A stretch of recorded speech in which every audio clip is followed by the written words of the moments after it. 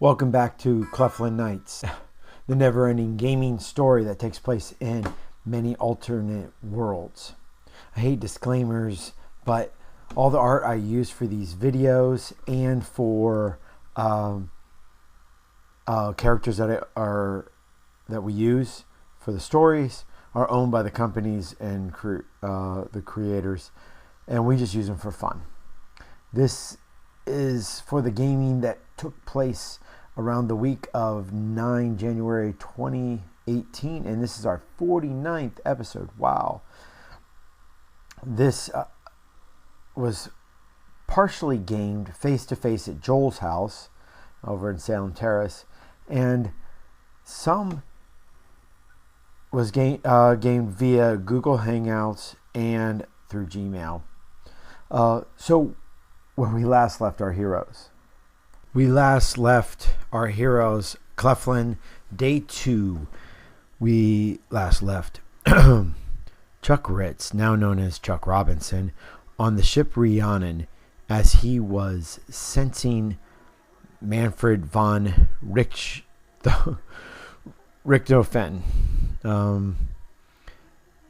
And this time he leaves the ship now, for this story. He left the ship, and Manfred comes out of the Riverside Tavern to greet him. They meet dockside, and Manfred invites him to join him and some other sailors, dock workers, in the tavern and have some drinks. There is a young girl violinist dancing on one of the tables for music. And there are other sailors. These other sailors that they're sitting with don't like Chuck because he took their wages, since Manfred prefers using Chuck. Chuck is getting their job done way faster because he stops time. And after having a mug with Manfred and these sailors, then Chuck says goodbye and walks towards Ray's Rock House in America section of town. In Mifflin, we last left our heroes, Christopher Masters and Ray and Golden, with 5 Reds. They were planning on rescuing Diana Olympia, the one known as, the goddess Diana, Artemis. Anyways, the 5 Reds are made up of Red Rook, Red Siren, Red Queen, Red Blade, and Red Guard. Ray and Golden now falls unconscious, and Chris Masters has to possess him to get him to move around. And he gets inside of his body, and he plans on rescuing. He plans to continue the plan of rescuing Diana Olympia, who has been held captive for 6 months by her brother Apollo. So Chris and the Reds walk up the steps to Apollo's 3rd floor Bayside flat.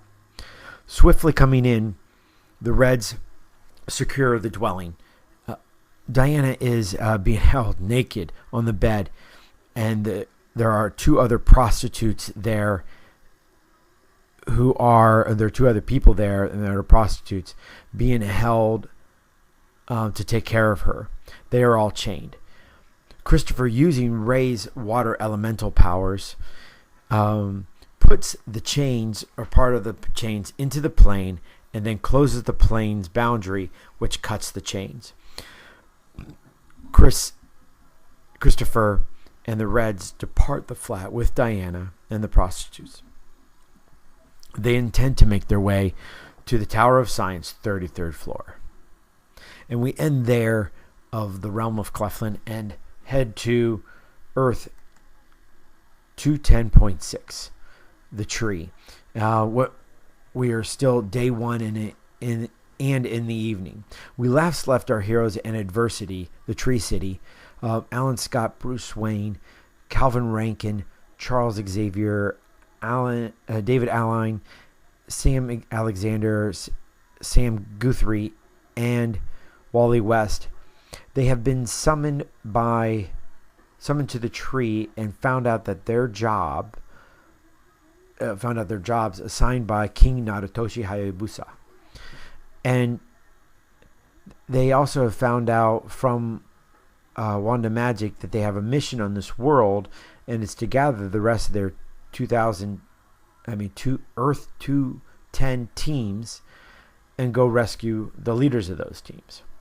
The Hayabusa family, the royal family of the tree, is made up of Narutoshi, Sarano, Suzumi, Nyoko, Dai, Midori, Masakazu, and Takashi Hayabusa. And so where we last left, Sam was flying around the tree. Sam Guthrie was flying around the tree and around the city, and then he crashed into the water by Gotham. Well, as he gets out of the water there on a pier side, he sees Waylon Jones. Waylon attacks him, and Guthrie then takes off, blasting up into the air before he could be touched, and heads up towards the tree and to Legends, the bar up in the middle length of the tree. David Alleline recently arrived and got his room at the Acorn. He realizes that there is a combat going on in the summoning chamber, so he proceeds there. When he gets there, he sees Marius St. Croix and his sisters Monet, Nicole, and Claudette and Penance there. Marius is attacking Takashi and Yoko with his long tentacle arms, trying to drain their life force.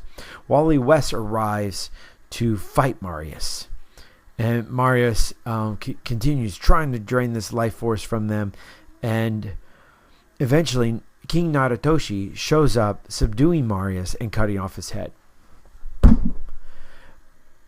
Narutoshi gives Wally David a mission to meet up with Tessa Lovett and head up the chain, up to the chained planet Mars, and bring back Magan Moors.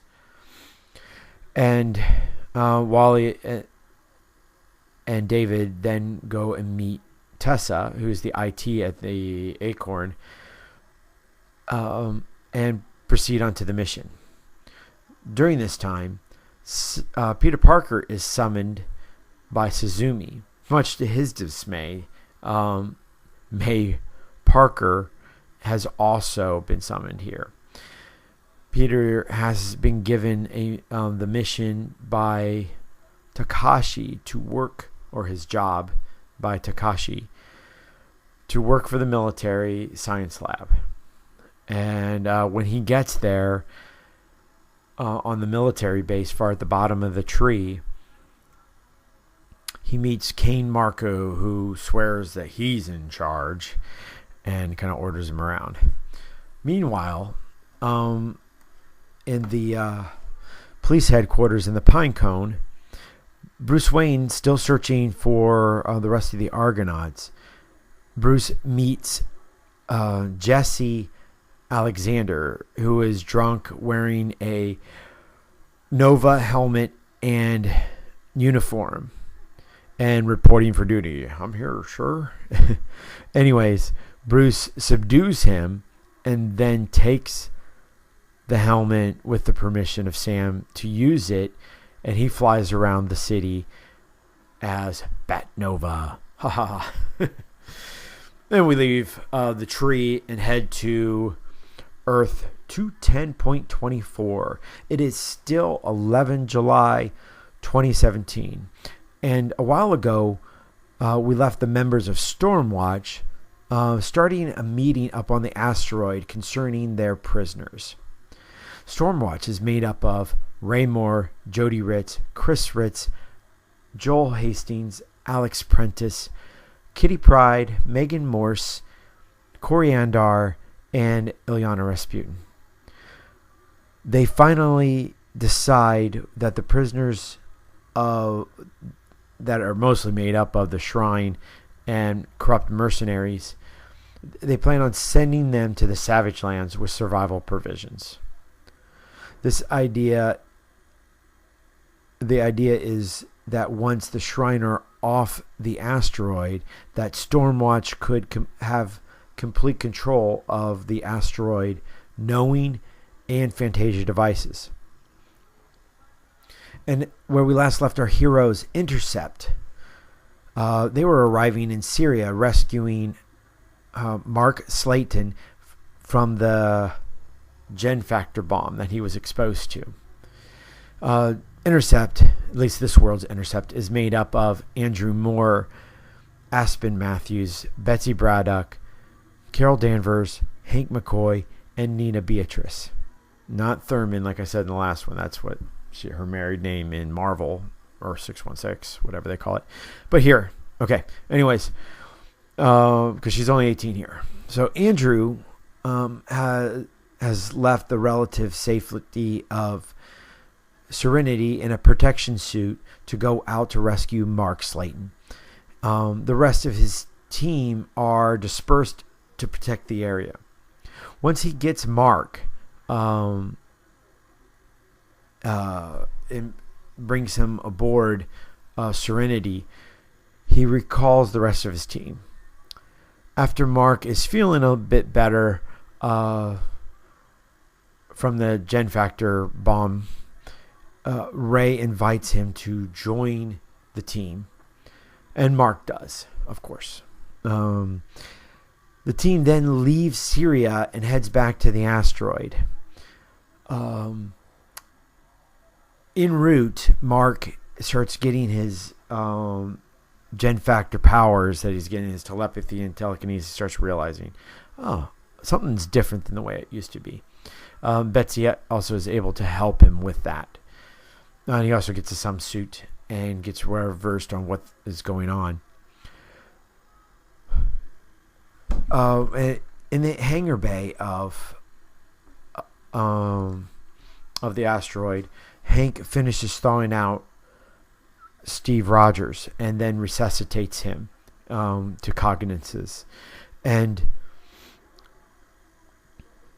then shortly, he is updated on the situation that he's been asleep for almost 70 years. Steve is asked to join the team, and of course he does. The team is alerted, then suddenly is alerted that Norrin Radd and Galactus have arrived to destroy Earth. Andrew then communicates with Wanda. He makes a deal for his team to go on vacation and become, not really that he wants to, but and becomes a clan called Clan Serenity, and she will send Galactus away.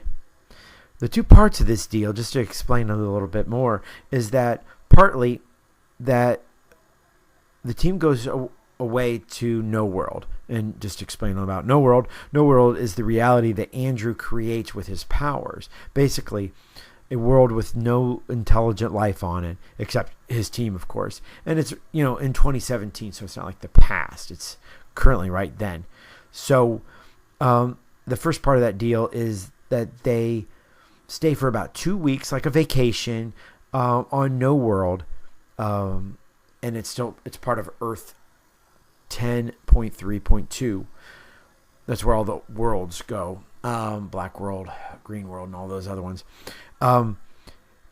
Which will seem like a split second of Earth while they are gone. And then when they return to this world, which is Earth 210.24, Galactus will be gone.